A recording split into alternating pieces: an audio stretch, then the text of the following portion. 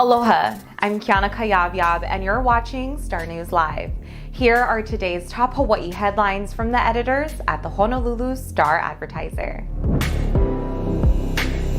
Prosecutions of homicide cases on Oahu and trials involving multiple defendants are not moving forward because of COVID-19 limitations, Hawaii Chief Justice Mark Tinwald told the state legislature today. In his annual State of the Judiciary address, Tinwald said the court cannot conduct as many jury trials as it could before the pandemic. He said that was particularly true on Oahu because of space limitations in courtrooms. On Oahu alone, Tinwald said more than 2,000 criminal jury trials are pending, along with many hundreds more on the neighbor islands. Tinwald also implored lawmakers and Governor David Ige not to make additional cuts to the state judiciary. He asked that the judiciary's operating budget remain steady and for some money to be set aside for capital improvement projects that would make court buildings safer. Hawaii health officials reported 3 new coronavirus-related deaths today and 103 new infections in the state. 2 of the deaths were on Oahu and 1 was on Maui. The statewide death toll now stands at 404, and the total number of infection cases since the start of the pandemic is more than 25,000. Today's new infection cases include 64 on Oahu, 27 on Maui, 3 on the Big Island, and 9 residents diagnosed outside of Hawaii. The number of active cases in the islands is now just over 1,600. Health officials consider any case reported in the past 14 days to be currently active. There were 82 patients with the virus in Hawaii hospitals as of Tuesday, with 21 of them in intensive care units and 18 on ventilators. And a total of more than 106,000 vaccine shots have been administered in Hawaii as of Sunday. Honolulu police are looking for 2 male suspects who tied up an 85-year-old man in a brazen home invasion robbery in the Punch Bowl area Tuesday. The masked suspects, clad in dark-colored clothing, forcefully entered a residence on Pacific Heights Road at about 8 o'clock on Tuesday morning.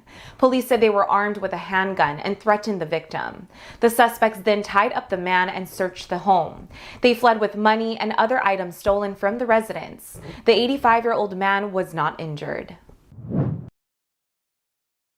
Federal prosecutors have charged a Honolulu man with possession of 24 pounds of cocaine with the intent to distribute the drug.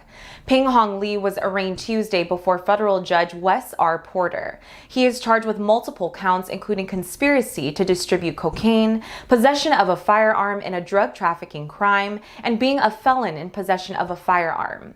Federal prosecutors say Lee was found with about 24 pounds of cocaine and a loaded .38 caliber pistol.